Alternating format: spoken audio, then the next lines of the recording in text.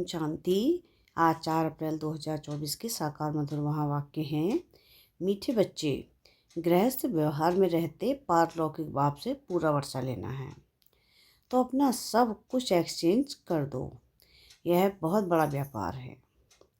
प्रश्न है आज की मुद्दी का कि ड्रामा का ज्ञान किस बात में तुम बच्चों को बहुत मदद करता है। क्या प्रश्न है आज का कि ड्रामा का ज्ञान किस बात में तुम बच्चों को बहुत मदद करता है। उत्तर है इसका, जब शरीर की कोई बीमारी आती है तो ड्रामा का ज्ञान बहुत मदद करता है, क्योंकि तुम जानते हो यह ड्रामा हूबहू रिपीट होता है। इसमें रोने पीटने की कोई बात नहीं, कर्मों का हिसाब किताब चुकता होना है। 21 जन्मों के सुख की भेंट में यह दुख कुछ भी भासता नहीं। ज्ञान पूरा नहीं तो तड़पते हैं। ज्ञान पूरा नहीं तो तड़पते हैं। ओम शांति। भगवान वाच है। भगवान उनको कहा जाता है जिसको अपना शरीर नहीं है। ऐसे नहीं कि भगवान का नाम रूप देश काल नहीं है, नहीं, भगवान को शरीर नहीं है।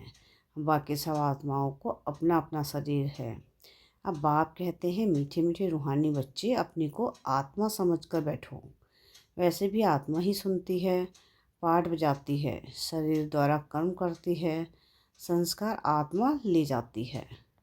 अच्छे बुरे कर्मों का फल भी आत्मा ही भोगती है शरीर के साथ। बिगड़ शरीर के तो कोई भोग नहीं सकती। इसलिए आप कहते हैं कि अपने को आत्मा समझ बैठो। बाबा हमको सुनाते हैं, हम आत्मा सुन रही हैं इस शरीर द्वारा। भगवान वाच है, मन मना भाव। देह सहित देह के सब धर्मों को त्याग, अपने को आत्मा समझ बाप को याद करो। ये एक ही बाप कहते हैं जो गीता का भगवान है। भगवान माना ही जन्म मरण से रहित। बाप समझाते हैं कि मेरा जन्म अलौकिक है और कोई ऐसे जन्म नहीं लेते हैं। ऐसे मैं इनमें प्रवेश करता हूँ। यह तो अच्छी रीति याद करना चाहिए। ऐसे नहीं कि सब कुछ भगवान करता है।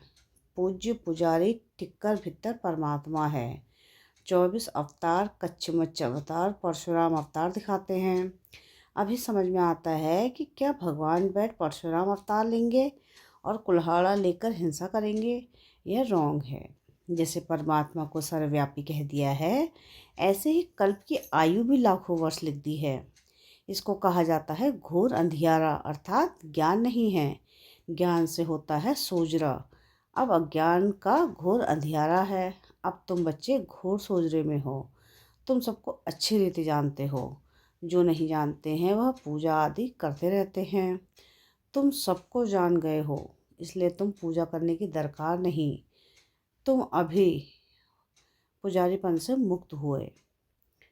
पूज्य देवी देवता बनने के लिए तुम पुरुषार्थ कर रहे हो। तुम ही पूज्य देवी देवता थे, फिर पुजारी मनुष्य बने हो। मनुष्य में है आसुरी गुण, इसलिए गायन है, मनुष्य को देवता बनाया। मनुष्य को देवता किए करत ना लागी वार। 1 सेकंड में देवता बना देते हैं। बाप को पहचाना और शिव बाबा कहने लगा। बाबा कहने से दिल में आता है कि हम विश्व के स्वर्ग के मालिक बनते हैं। यह है बेहद का बाप। अभी तुम फट से आकर पारलौकिक बाप के बने हो। बाप फिर कहते हैं कि गृहस्थ व्यवहार में रहते हुए अब पारलौकिक बाप से वर्षा ले लो। लौकिक वर्षा तो तुम लेते आए हो, अब लौकिक वर्षे को पारलौकिक वर्षे के साथ एक्सचेंज करो। कितना अच्छा व्यापार है। लौकिक वर्षा क्या होगा? यह है बेहद का वर्षा। सो भी गरीब झट ले लेते हैं, गरीबों को अडॉप्ट करते हैं। बाप भी गरीब निवाज है ना। गायन है, मैं गरीब निवाज हूँ। भारत सबसे गरीब है। मैं आता भी भारत में हूँ। इनको आकर साहूकार बनाता हूँ। भारत की महिमा बहुत भारी है। यह सबसे बड़ा तीर्थ है, परंतु कल्प की आयु लंबी कर देने से बिल्कुल भूल गए हैं। समझते हैं भारत बहुत साहूकार था, अब गरीब बना है। आगे अनाज आदि सब यहाँ से विलायत में जाता था। अभी समझते हैं कि भारत बहुत गरीब है, इसलिए मदद देते हैं। ऐसे होता है जब कोई बड़ी आसामी फेल हो जाती है तो आपस में फैसला कर उनको मदद देते हैं। यह भारत है सबसे प्राचीन। भारत ही हेवन था। पहले पहले आदि सनातन देवी देवता धर्म था। सिर्फ टाइम लंबा कर दिया है इसलिए मूझते हैं। भारत को मदद भी कितनी देते हैं। बाप को भी भारत में ही आना है। तुम बच्चे जानते हो कि हम बाप से वर्षा ले रहे हैं। लौकिक बाप का वर्षा एक्सचेंज करते हैं पारलौकिक से, जैसे इसने यानी ब्रह्मा ने किया। देखा, पारलौकिक बाप से तो दास तत्व मिलता है। कहाँ वह बादशाही, कहाँ यह गदाई। कहा भी जाता है फॉलो फादर। भूख मरने की तो बात ही नहीं। बाप कहते हैं ट्रस्टी होकर संभालो। बाप आकर सहज रास्ता बताते हैं। बच्चों ने बहुत तकलीफ देखी है, तब तो बाप को बुलाते हैं कि हे परम पिता परमात्मा रहम करो। सुख में कोई भी बाप को याद नहीं करते, दुख में सिमरन सब करते हैं। अब बाप बुलाते हैं कि कैसे सिमरन करो। तुमको तो सिमरन करना भी आता नहीं है, मैं ही आकर तुमको बतलाता हूँ। बच्चे अपने को आत्मा समझो और पारलौकिक बाप को याद करो, तो तुम्हारे पाप कट जाएंगे। सिमर सिमर सुख पाओ, कलह कलेश मिटे तन के। जो भी शरीर के दुख हैं सब मिट जाएंगे। तुम्हारी आत्मा और शरीर दोनों पवित्र बन जाएंगे। तुम ऐसे कंचन थे, फिर पुनर्जन्म लेते लेते आत्मा पर जंग चढ़ आती है। फिर शरीर भी पुराना मिलता है। जैसे सोने में अलाई डाला जाता है, परंतु सोने का जीवर भी पवित्र होगा। पवित्र सोने का जीवर भी पवित्र होगा, उसमें चमक होती है। अलाय वाला जीवर काला हो जाएगा। बाप कहते हैं तुम्हारे में भी खाद पड़ी है, उसको अब निकालना है। कैसे निकलेगी? बाप से योग लगाओ। पढ़ाने वाले के साथ योग लगाना होता है ना। यह तो बाप, टीचर, गुरु सब कुछ है। उनको याद करो तो तुम्हारे विकर्म विनाश होंगे। और वह तुमको पढ़ाते भी हैं। पतित पावन सर्वशक्तिमान तुम मुझे ही कहते हो। कल्प कल्प बाप ऐसे ही समझाते हैं। मीठे मीठे सिकिलधे बच्चे 5000 वर्ष के बाद आकर तुम मिले हो, इसलिए तुमको सिकिलधे कहा जाता है। अब इस देह का अहंकार छोड़ आत्माभिमानी बनो। आत्मा का भी ज्ञान दे दिया, जो बाप बिगड़ कोई दे ना सके। कोई मनुष्य नहीं जिसको आत्मा का ज्ञान हो। सन्यासी, उदासी, गुरु गोसाई कोई भी नहीं जानते। अब वह ताकत नहीं रही है। सबकी ताकत कम हो गई है। सारा झाड़ जड़ीभूत अवस्था को पाया हुआ है, अब फिर नहीं होती है। बाप आकर वैरायटी झाड़ का राज समझाते हैं। कहते हैं पहले तुम राम राज्य में थे, फिर जब तुम वाम मार्ग में जाते हो तो रावण राज्य शुरू होता है। फिर और धर्म आते हैं, भक्ति मार्ग शुरू होता है। आगे तुम नहीं जानते थे। कोई से भी जाकर पूछो कि तुम रचयिता रचना के आदि मध्य अंत को जानते हो, तो कोई भी नहीं बताएंगे। बाप भक्तों को कहते हैं कि अब तुम जज करो। बोर्ड पर भी लिख दो, एक्टर होकर ड्रामा के डायरेक्टर, क्रिएटर, प्रिंसिपल एक्टर को नहीं जानते तो ऐसे एक्टर को क्या कहेंगे। हम आत्मा यहाँ भिन्न भिन्न शरीर लेकर पाठ बजाने आते हैं, तो जरूरी है नाटक है ना। गीता है माता, बाप है शिव, बाकी सब है रचना। गीता नई दुनिया को क्रिएट करती है। यह भी किसको मालूम नहीं है कि नई दुनिया को कैसे क्रिएट करते हैं।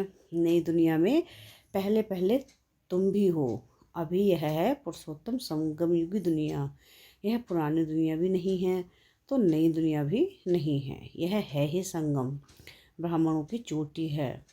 विराट रूप में भी न शिव बाबा को दिखाते हैं न ब्राह्मण चोटी दिखाते हैं। तुम तो चोटी भी दिखाते हैं, ऊपर में तुम ब्राह्मण बैठे हो। देवताओं के पीछे हैं क्षत्रिय। द्वापर में पेट के पुजारी, फिर शूद्र बनते हैं। यह बाजूली है, तुम सिर्फ बाजूली को याद रख करो। यही तुम्हारे लिए 84 जन्मों की यात्रा है। सेकंड में सब याद आ जाता है। हम ऐसे चक्र लगाते हैं, यह राइट चित्र है, वह रॉन्ग है। बाप बगैर राइट चित्र कोई बनवा ना सके। इन द्वारा बाप समझाते हैं कि तुम ऐसे ऐसे बाजूली खेलते हो। सेकंड में तुम्हारी यात्रा होती है, कोई तकलीफ की बात नहीं। रूहानी बच्चे समझते हैं बाप हमको पढ़ाते हैं। यह सत्संग है सद्बाप के साथ, वह है झूठ संग। सचखंड बाप स्थापन करते हैं। मनुष्य की ताकत नहीं है, भगवान ही कर सकते हैं। भगवान को ही ज्ञान का सागर कहा जाता है। मनुष्य यह भी नहीं जानते कि यह परमात्मा की महिमा है। वह शांति का सागर तुमको शांति दे रहा है। सुबह को भी तुम ड्रिल करते हो, शरीर से न्यारा हो, बाप की याद में रहते हो। यहाँ तुम आए हो जीते जी मरने, बाप पर न्यौछावर होते हो। यह तो पुरानी दुनिया, पुराना चूल्हा है। इनसे जैसे नफरत आती है, इनको छोड़ कर जाए, कुछ भी याद ना आए, सब कुछ भूला हुआ है। तुम कहते भी हो कि भगवान ने सब कुछ दिया है तो अब उनको दे दो। भगवान फिर तुमको कहते हैं कि तुम ट्रस्टी बनो। भगवान ट्रस्टी नहीं बनेगा, ट्रस्टी तुम बनते हो। फिर पाप तो करेंगे नहीं। आगे पाप आत्माओं से लेन देन होती आई है। अब संगम युग पर तुम्हारी पाप आत्माओं से लेन देन नहीं है। पाप आत्माओं को दान किया तो पाप सिर पर चढ़ जाएगा। कहते हो ईश्वर अर्थ और देते हो पाप आत्मा को। पाप बाप कुछ लेते थोड़े ही हैं। बाप कहेंगे जाकर सेंटर खोलो तो बहुतों का कल्याण होगा। बाप समझाते हैं कि जो कुछ होता है हू बहु ड्रामानुसार रिपीट होता ही रहता है। फिर इसमें रोने पीटने दुख करने की बात ही नहीं। कर्मों का हिसाब किताब चुकतू होना तो अच्छा ही है। वैद्य लोग कहते हैं कि बीमारी सारी उथल खाएगी। बाप भी कहते हैं रहा हुआ हिसाब किताब चुकतू करना है, या तो योग से या फिर सजाओं से चुकतू करना पड़े। सजाएं तो बहुत कड़ी हैं, उनसे बीमारी आदि में चुकतू होता तो बहुत अच्छा। वह दुख 21 जन्मों के दुख की भेद में भासता नहीं है, क्योंकि सुख बहुत है। ज्ञान पूरा नहीं है तो बीमारी में कुड़कते यानी तड़पते रहते हैं। बीमार पड़ते हैं तो भगवान को बहुत याद करते हैं, वह भी अच्छा है। एक को ही याद करना है, वह भी समझाते रहते हैं। वो लोग गुरुओं को याद करते हैं। अनेक गुरु हैं, एक सदगुरु को तो तुम ही जानते हो, वह ऑलमाइटी अथॉरिटी है। बाप कहते हैं मैं इन वेदों ग्रंथों आदि को जानता हूँ, यह भक्ति की सामग्री है, इससे कोई मुझे प्राप्त नहीं करता। बाप आते ही हैं पाप आत्माओं की दुनिया में। यहाँ पुण्यात्मा कहाँ से आई? जिसने पूरे 84 जन्म लिए हैं उनके शरीर में आता हूँ। सबसे पहले यह सुनते हैं। बाबा कहते हैं कि यह तुम्हारी याद की यात्रा अच्छी होती है।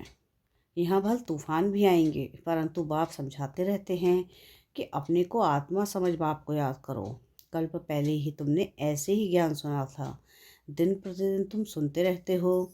राजधानी स्थापन होती रहती है, पुरानी दुनिया का विनाश भी होना ही है। अच्छा, मीठे मीठे सिकलते बच्चों प्रति माता पिता बाप दादा का याद प्यार और गुड मॉर्निंग। रूहानी बाप की रूहानी बच्चों को नमस्ते। हम रूहानी बच्चों की रूहानी बाप दादा को याद प्यार गुड मॉर्निंग और नमस्ते। शुक्रिया प्यारे बाबा, शुक्रिया। धारणा के लिए मुख्य सार है। सार की पहली पॉइंट है कि सवेरे सवेरे उठ शरीर से न्यारा होने की ड्रिल करनी है। पुरानी दुनिया, पुराना चोला कुछ भी याद ना आए, सब कुछ भूला हुआ हो। सेकंड पॉइंट है कि संगम युग पर पाप आत्माओं से लेन देन नहीं करनी है। कर्मों का हिसाब किताब खुशी खुशी से चुकता करना है, रोना पीटना नहीं है। सब कुछ बाप पर निछावर कर फिर ट्रस्टी बन संभालना है। वरदान है आज की मुरली का कि महसूसता की शक्ति द्वारा स्व परिवर्तन करने वाले तीव्र पुरुषार्थी भव। कोई भी परिवर्तन का सहज आधार महसूसता की शक्ति है। जब तक महसूसता की शक्ति नहीं आती तब तक अनुभूति नहीं होती, और जब तक अनुभूति नहीं तब तक ब्राह्मण जीवन की विशेषताओं का फाउंडेशन मजबूत नहीं, उमंग उत्साह की चाल नहीं। जब महसूसता की शक्ति हर बात का अनुभवी बनाती है तब तीव्र पुरुषार्थी बन जाते हो। महसूसता की शक्ति सदा काल के लिए सहज परिवर्तन करा देती है। स्लोगन है आज की मुरली का कि स्नेह के स्वरूप को साकार में इमर्ज कर ब्रह्मा बाप समान बनो। क्या है स्लोगन आज का? कि स्नेह के स्वरूप को साकार में इमर्ज कर ब्रह्मा बाप समान बनो। अच्छा, ओम शांति।